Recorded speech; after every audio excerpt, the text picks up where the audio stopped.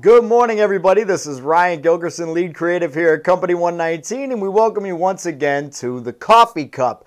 We're really excited to be talking about some different things this week, and one of the things we've been talking about a little bit is marketing your website.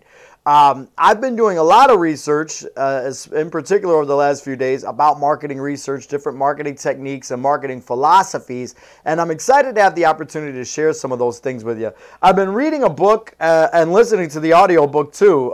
They Ask You Answer. This is by Marcus Sheridan. Marcus basically started out as just a guy who owned a pool company, sold pools, pool maintenance, things of that nature. And the business was failing because the economy wasn't doing well, and he had to look to other types of marketing than he was used to get the business back, and digital marketing was intriguing to him, and he incorporated a lot of digital marketing techniques that we take for granted today to grow his business, some of which he learned from HubSpot, which is actually the company who curated the article that we're going to talk about today.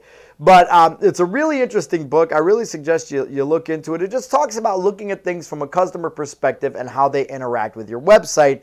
And he asks you to ask of yourself some of the questions that your customers might be asking, and then strategize your marketing strategy around how to answer those questions and how you deal with it. So my virtual assistant, Chad, can you bring up the HubSpot article for me? This is actually an article. It's an older article. It's written by Doug Kirk. It's a few years old, but it's called Embrace the Controversial, Why You Should Publish Pricing on Your Website.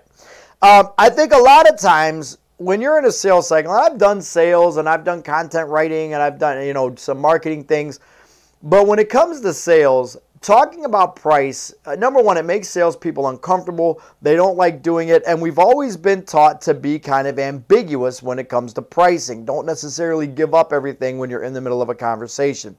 There's some typical answers that you get when you ask companies why they don't put pricing on your website. Number one, it's not done in our industry.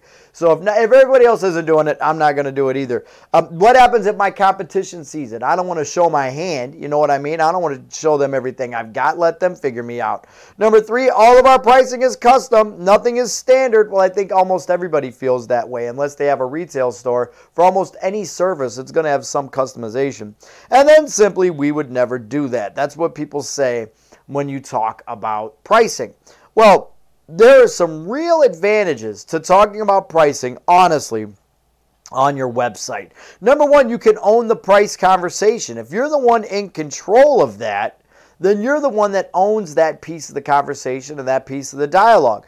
When people go to a website, when you go to a website and you're looking to buy something or you're looking to get a service, what do you want to know? Number one thing, how much does it cost me?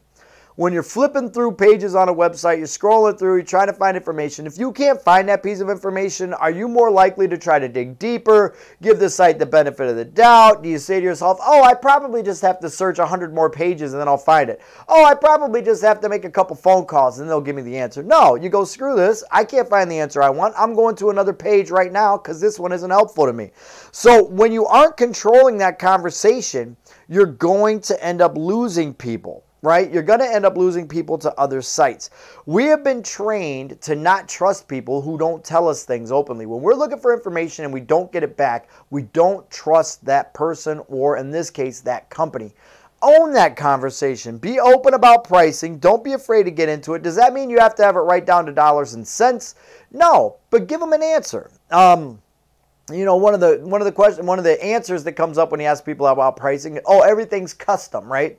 Then say that. Say on your website, listen, pricing can vary a little bit. Here's some things that influence the price. If you want an exact number, give us a call, but here's some things to anticipate. At least control the conversation. And then you've got sticker shock. Sticker shock is such a relative term. What if they think my price is too high? What if they think my price is too low? When you're talking about an industry like we're in digital marketing, somebody calls me and asks me how much a website's going to be. If they called 15 companies today and asked how much a website is going to be, they're going to hear everything from $150 to $20,000. That's what they're going to find out. For our company, we're usually kind of in the middle of that sliding scale in terms of pricing. We're not always the most expensive. We're not the least expensive. We're usually somewhere in the middle. So how do you make people comfortable with what you're charging? You've got to give them compelling reasons to want to work with your company. That's where a couple things are very important to have around your pricing. Number one, give them some testimonials. Hey, I work with these guys. I know how great they've done for me. My business has exploded since they worked with me. I've had nothing but smooth sailing since I had their services. That's one way to do it. The other thing is to have some just testimonials and reviews. Have some people to give you reviews. Hey, I give them 5 stars. They're the greatest.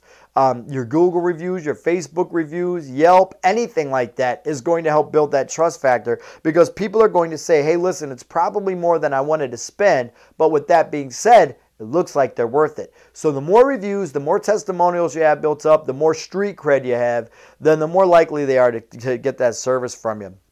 And then finally, don't forget about the SEO opportunity of talking price. Whatever industry you're in, whatever it is, if it's coffee mugs, Google how much does a coffee cup cost? How much does a track jacket cost? Google these things online. I'm going to guess that you're not going to find much competition in that search where people start discussing price. It's a great opportunity for you to get some SEO value. Marcus Sheridan, that wrote They Ask You Answers, said that when he started running pricing blogs about pools, not only within a week, he was the #1 ranked blog or search for like how much does a pool cost, how much does a fiberglass pool cost. He was #1 across the board because nobody was talking about it. But the other side of that was it translated to about $3 million worth of business over the life of that article, because people just simply liked the fact that they were getting an answer from Marcus on the site. So don't be afraid to talk about price. Do you have to have it down to dollars and cents? No, not necessarily, but give people an idea of what to expect, because if you don't, they're going to find somebody who will, and that's money that's going out of your pocket. So listen, you just found out more about talking about price on your website before you finished your first cup of coffee than your competition will all day. Sounds like I need to finish this one in a hurry. We'll talk to you soon. Thanks for joining us.